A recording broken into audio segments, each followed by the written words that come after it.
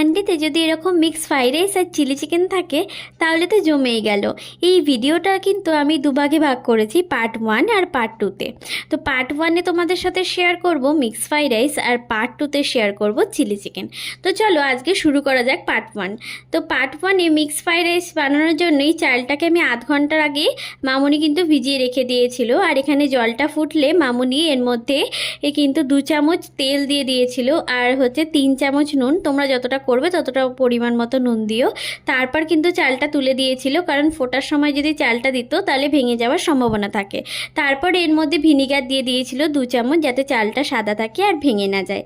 এখানে 2 রকমের ক্যাপসিকাম, সবুজ আর হলুদ, আর বিনস আর গাজর নিয়ে নেওয়া হয়েছিল।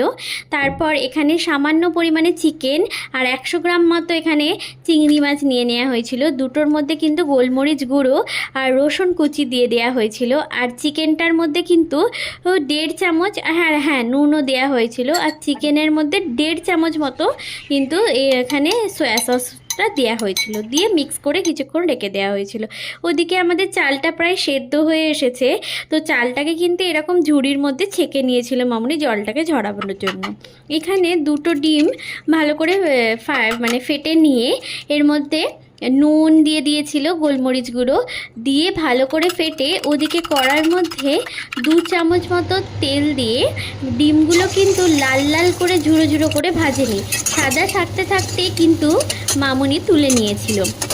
লাল লাল করে ভাজলে কিন্তু মিক্স ফ্রাইড রাইসে দেখতে ভালো লাগবে না। তো তারপর ওই কড়ার মধ্যে আবার 2 চামচ তেল দিয়ে এখানে কিন্তু চিকেন দিয়ে ম্যারিনেট করে রাখা হয়েছিল, কিন্তু তাই সেগুলো দিয়ে দিয়েছিল।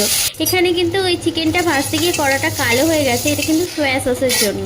তো তারপরে ওই কড়ার মধ্যেই কিন্তু এখানে চিংড়ি মাছগুলোকেও ভালো করে মামুনি কিন্তু ভেজে তুলে নিয়েছিল। তারপর কড়াটাকে একটুখানি পরিষ্কার করে ওর মধ্যে তেল দিয়ে রসুন কুচি আর আদা কুচিটাকে দিয়ে দিয়েছিল। এখানে কিন্তু কুচি ইউজ করা হয়েছিল, পেস্ট কিন্তু না। তো কুচিটাকে দিয়ে ভালো করে নেড়ে চেড়ে নিয়ে একদম কুচি কুচি করে রাখা পেঁয়াজগুলোকে কেটে ওর মধ্যে দিয়ে দেওয়া হয়েছিল।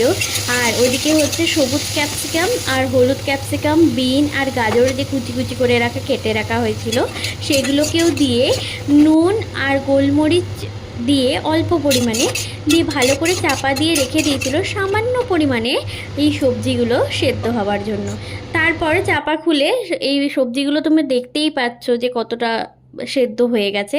তারপর ওর মধ্যে আগে থাকতে করে রাখা ভাতগুলোকে ওপর দিয়ে দিয়ে আর ভাতগুলোর মধ্যে ওই আগে থাকতে ভেজে রাখা চিকেন, ডিম আর হচ্ছে চিংড়ি মাছগুলোকে দিয়ে দেওয়া হয়েছিল।